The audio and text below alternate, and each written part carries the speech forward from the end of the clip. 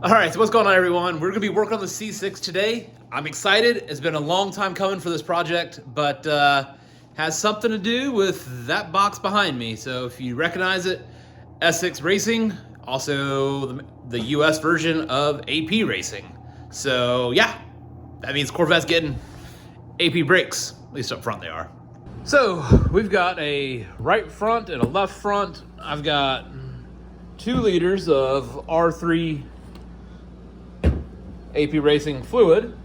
I've got my front pads, which are Ferodo DS1.11s.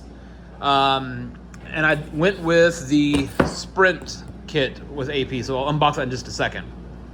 But before we get to that, all this pairs with new rotors and new pads for the rear to make sure the brake balance stays the same.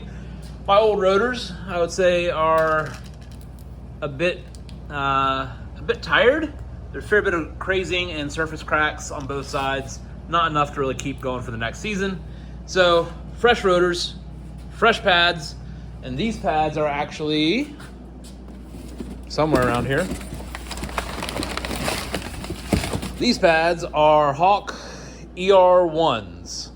So I'm not gonna show really any of the rear process. It's really pretty straightforward. I've already got other videos on it as well. One thing I did do on this project, or I am doing on this project rather, is I have VMS lowering bolts on the front and rear of the car, and my car has lowered itself some.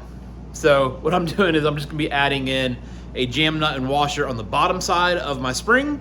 That way I can use that as a jam nut to keep my ride height fixed and not let it actually change while driving, because, well, that happened. I'll show you the details of that in a little bit. All right, in the box, you get a whole bunch of packing peanuts, which is over there. But inside, you got some parts information, got some literature. You get braided brake lines. This is actually for a C5, so I'm getting those swapped out, but that's not a big deal. We've got our caliper mounting bracket. There we go. Nice fancy heat-treated anodized aluminum. And we also have our rotor. Sorry, not our rotor. This is our caliper. And this is a 4-piston caliper from AP. And do have our nice little crossover tube there.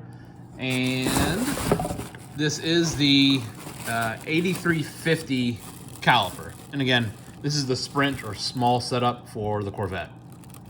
And a couple last things that are in this box. We're getting some, looks like red Loctite. And these are our new caliper mounting bracket hardware. And then it's time to get to the rotor. Takes 2 hands, so give me a second. All right, so then we're gonna have our last piece is gonna be our front rotor. This is the left-hand front disc hat assembly. It is a 325 millimeter rotor, which is actually smaller than my Z51 package of the C6. So this is actually stock C5 size. Anyways, let's go ahead and get this open and let's unpackage it first. Boom, here we are. The patented J-hook style slots. We've got our assembled 2-piece rotor with our little bobbins on the back.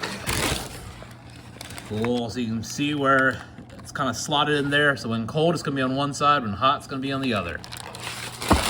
Love it, sexy, fantastic. Directional vanes, so you can't just put the left or the right, so yay. So now, I gotta rip all that stuff off so I can get ready to put the new stuff on. Pretty basic stuff. Wheel comes off, caliper comes off, then the caliper mounting bracket comes off, then the rotor's off. And after that, all I have left to do is lock out the lowering bolt, and I can start putting stuff on. Now I do have to get the new brake lines, so I can't really put everything else together, but right now, in the next 20 minutes, it's just gonna be ripping stuff off and getting it cleaned and prepped. So where I mentioned about the car lowering itself, well, that happened because lowering itself. That happened, and then also that, which you can see a little bit there, that little kind of flat spot. Yeah, lowered itself a fair bit.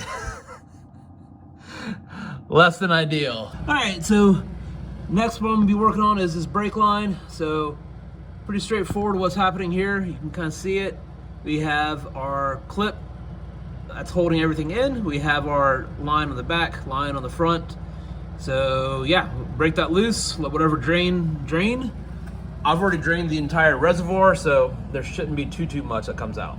All right, and just like that, we have our line off of our caliper, and you can get a little better look at what that clip looks like of how you need to pry it off. The new AP line, the Spiegler line, will be going just in the exact same spot. I just have to wait for it to actually come in. All right, so about time to go into mounting our caliper bracket, or caliper mounting bracket. So it does give us disc side this way, but your car may or may not have a little bit of flashing from when the mold happened for this part.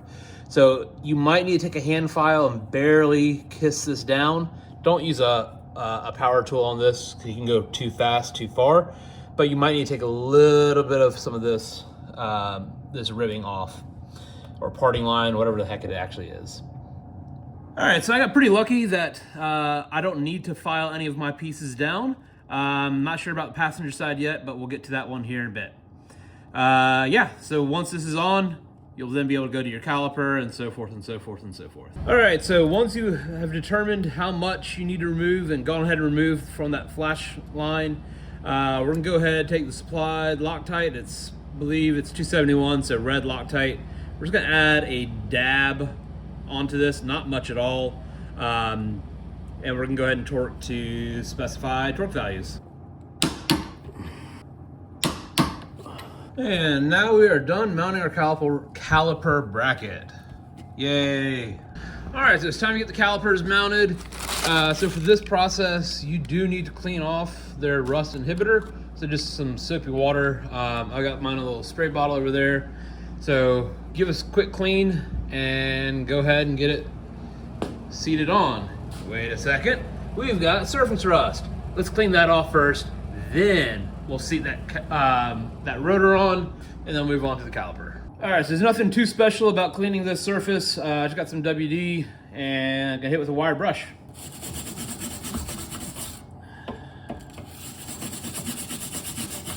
All right, so now we got the rotor on. Let's go ahead and get our pad retaining bar, bolt, whatever this actually is, out of here. And we're gonna put this off to the side for just a sec. So, brand new, no defects, nothing showing at this point. Yeah, let's go throw it in the car. All right, pretty obvious. Bleeds are gonna go facing up. Your port for your brake line is gonna go to the inside of the car. I feel like if you're doing this, you should probably already know that part of the process.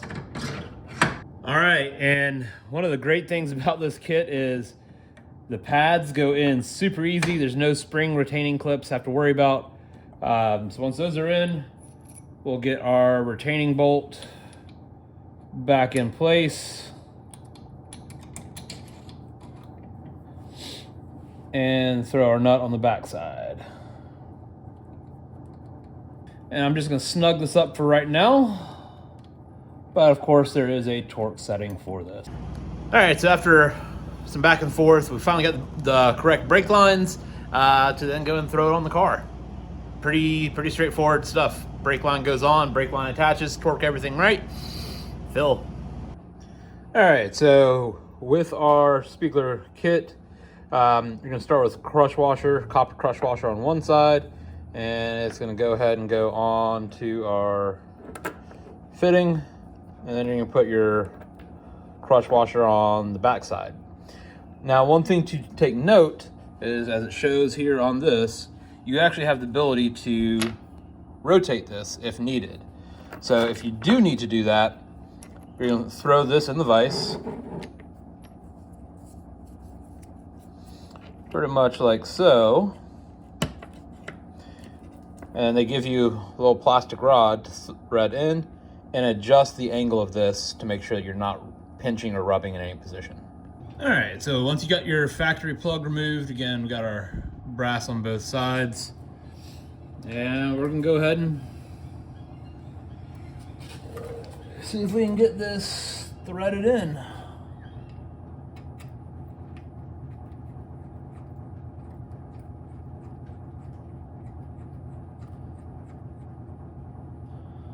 Awesome. All right, so all we have left now is to go ahead and get our line through our bracket bolted back down, and then the last thing we'll be doing is throwing our clip back into our bracket. So pretty straightforward. All right, so brake line's kind of on right now. It's all loose right now. And we're gonna go and check our routing of our brake line. And if we need to give it a little bit of a twist, we will. But it looks like we're pretty good at full right. I'm gonna go ahead and secure that bracket down, and we'll check it at full left.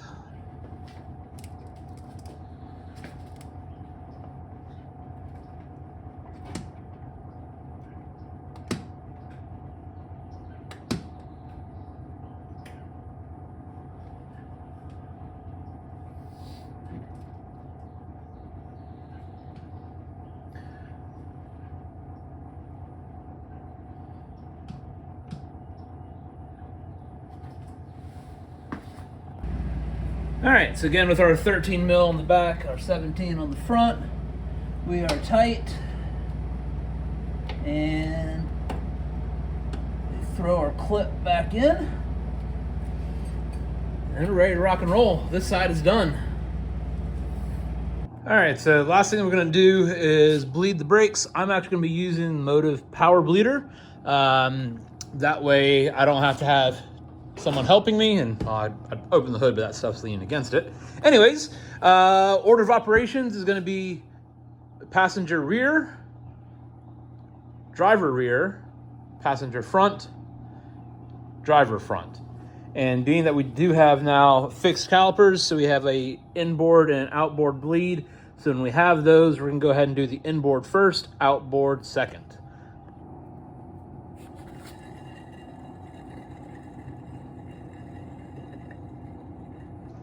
And then just like that, we are bled. We are on the ground.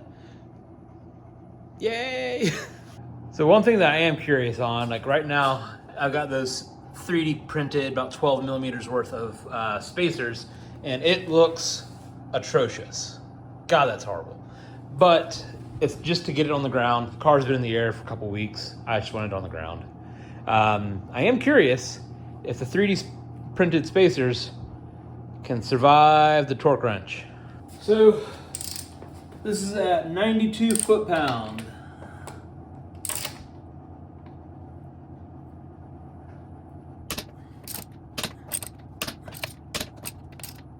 Yep, so editing Jordan just figured out that real life Jordan or past Jordan did not record an outro. Car's been on the ground now for a little bit. Yeah, I switched over back to my normal wheels, or the Apex SM10 wheels. They cleared, no spacers, no any funny business there. So yeah, now it's got to get the carb actually outside. And once the car's outside, you can bed the brakes and ready for the track. I leave for VIR in like 3.5 weeks. So it'll be good. Thanks for watching. We'll catch you in the next video.